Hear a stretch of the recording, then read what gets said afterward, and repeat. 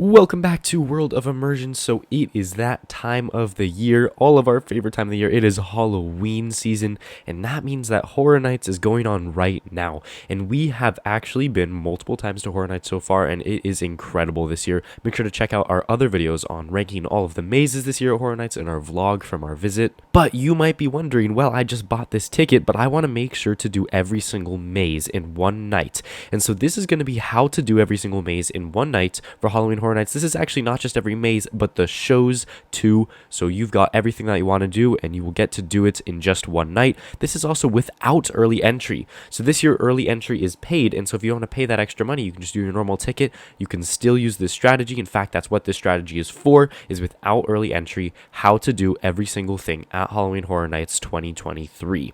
But make sure to like and subscribe so you don't miss another update about Halloween Horror Nights or anything else here on World of Immersion. With that being said, let's get right into the video.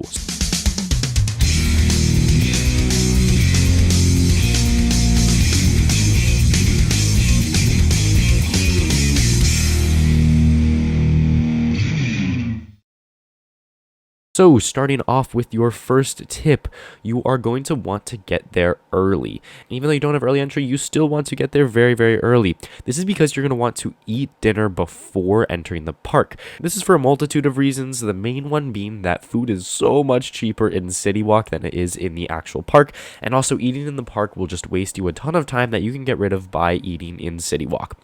This means you're going to want to get there around 5:15, 5:30ish, grab some dinner. If you want extra time, you can get there a little bit earlier, just sort of relax in City Walk, but you want to get ready to enter the park at 6:15. So you're going to be heading over to security. If they let you in through security and line up, that's perfect. Just get to the gate at 6:15. You're going to have to wait a little bit, but that's okay because you want to be at the front of the line. But it reaches 7 o'clock and you are let into the park. What do you do first?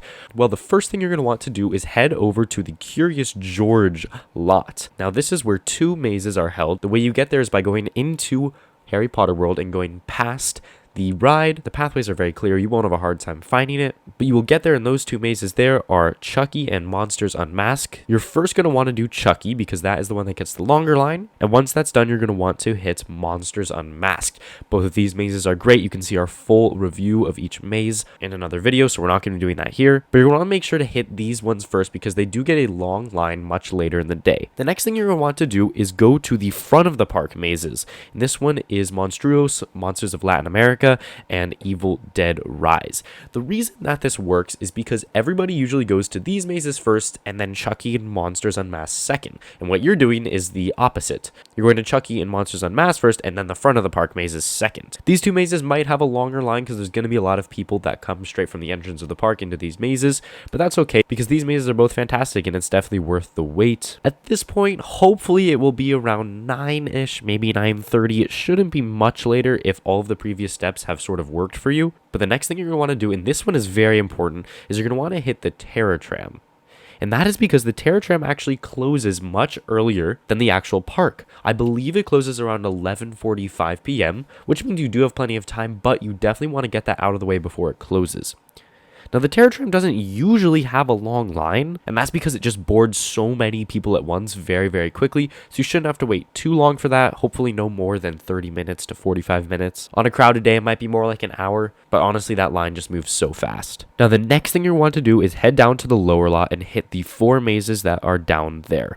It doesn't really matter necessarily what order you do the mazes in. However, a strategy that we use that seemed to be the most efficient was to do The Last of Us, then The Exorcist, then Holidays in Hell, and then end with Stranger Things. The reason we say this order is just based on the relative location of each maze and the exits for them too. It doesn't really matter which one you do, but you definitely just want to hit those 4 down there. And finally, you're going to want to go back up to the upper lot and see the Purge show, which, by the way, is fantastic. Definitely, you do not want to miss this.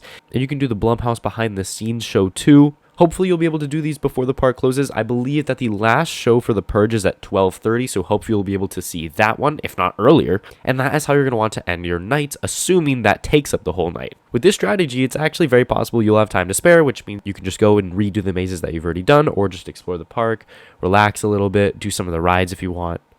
But overall, following this strategy, you should be able to do every single maze and attraction in the park. Now, the important thing in our opinion is to just follow this general outline. You don't really have to go into the specifics of which individual maze you're doing first, just in general, which areas you're going to want to head to first, and which sort of mazes in that area you're going to want to do. But really, I would say that the most important part in this entire list is to get there early. The most recent time I visited Halloween Horror Nights, we actually got there around 7, and we did not get into the park until 8, and we ended up not being able to do everything, I would say, because of that. So it's very important that you get there early and that you eat outside of the park so you don't waste any time doing that inside the park, and so you don't waste any extra money too. But if you're watching this video and you go, well, I have early entry, then we have a slightly different strategy for you, and this is it.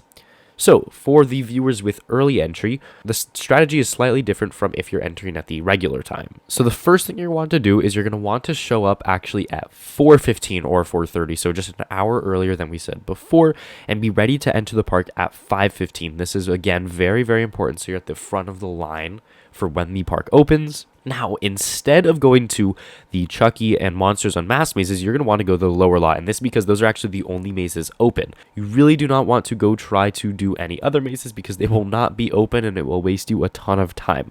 So you're going to want to go down and do the lower lot mazes. Now, this is very important. You're going to only want to do the Exorcist and Holidays in Hell if they're short. We highly recommend you do not do The Last of Us or Stranger Things because they will have extremely long lines, as that's where most people will be going with early entry, and it's going to make your early entry completely ineffective, and by the time you're done, it's going to be 7:30 or 8 p.m. already. Next, you're going to want to head to the Curious George lot mazes, so the ones with Chucky and Monsters Unmasked. Hopefully, this will be before 7 p.m. This is why, again, you are not doing Stranger Things or The Last of Us. And then after that, you're going to want to follow the rest of the steps.